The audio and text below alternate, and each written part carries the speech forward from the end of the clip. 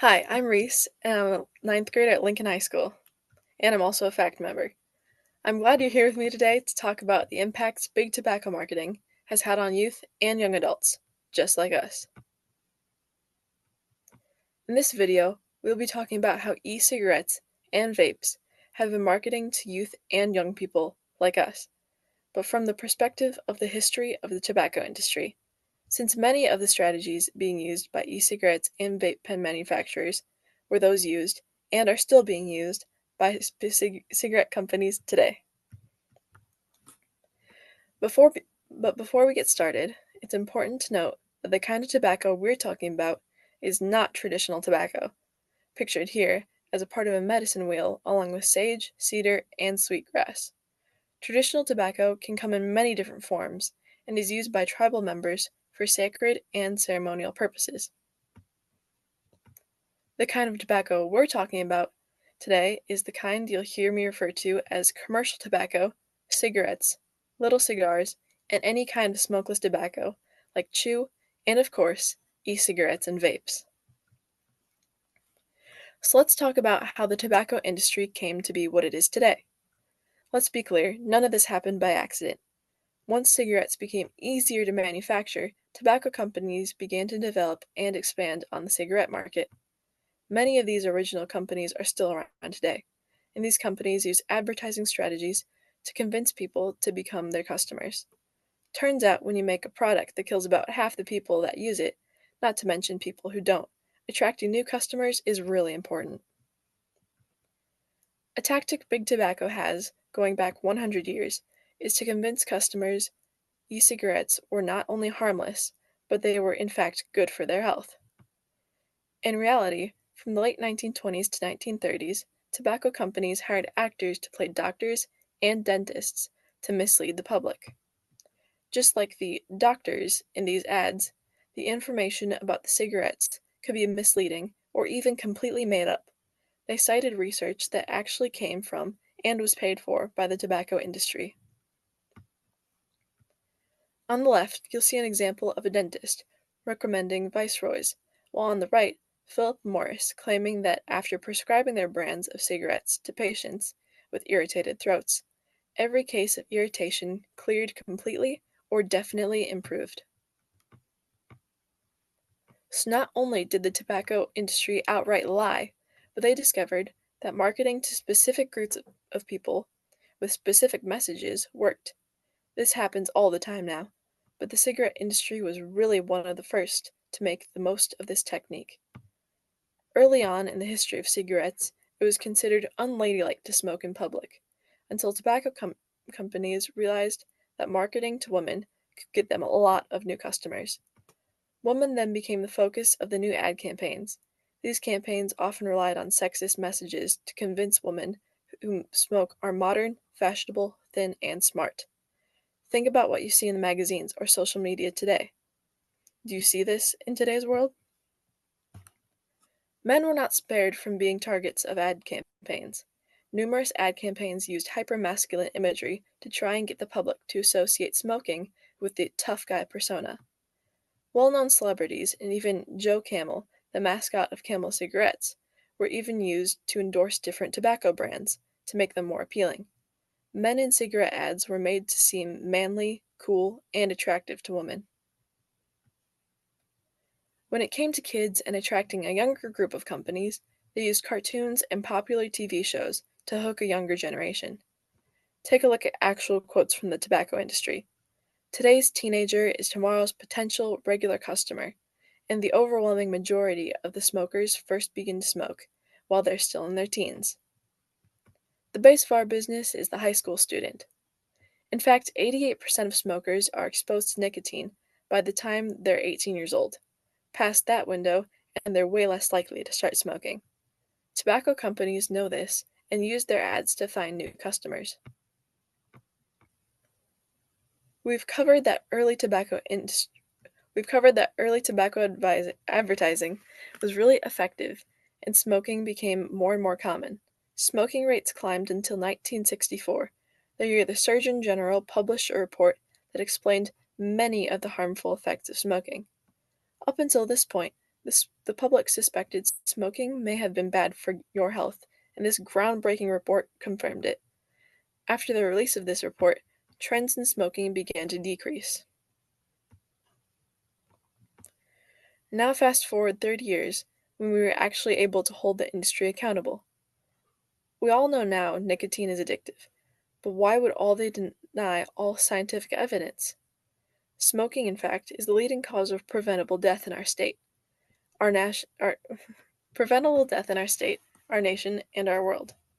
Turns out they got caught in their lie.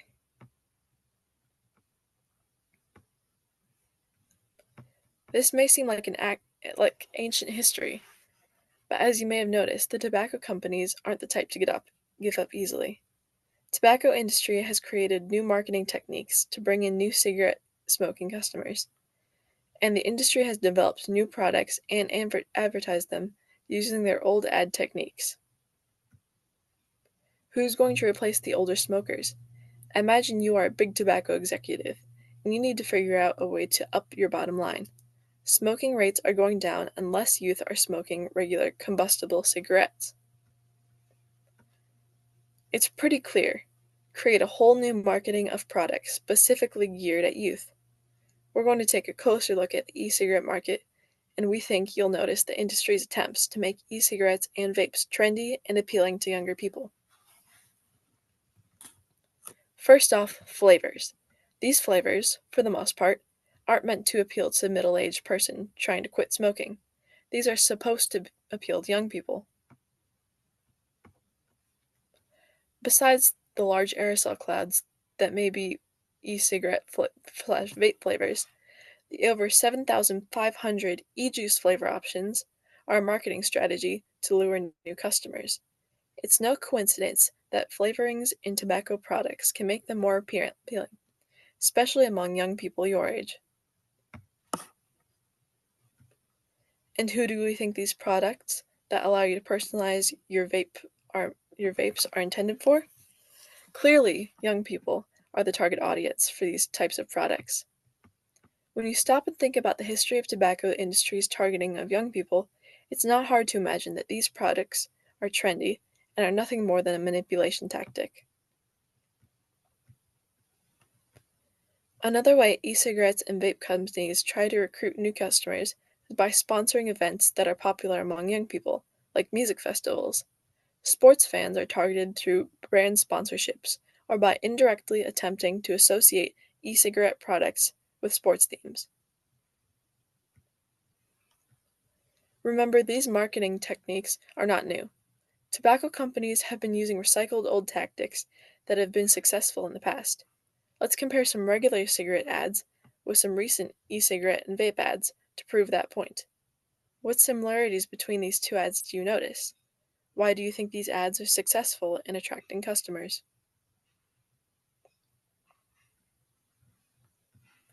Here are two ads, one from 1993 and 2013.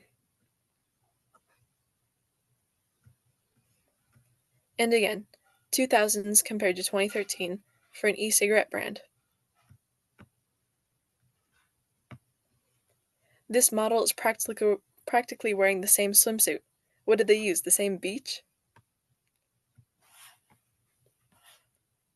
We're going to look specifically at one company now because of the increasing concerns around how youth were being targeted on social media, especially by the company Juul.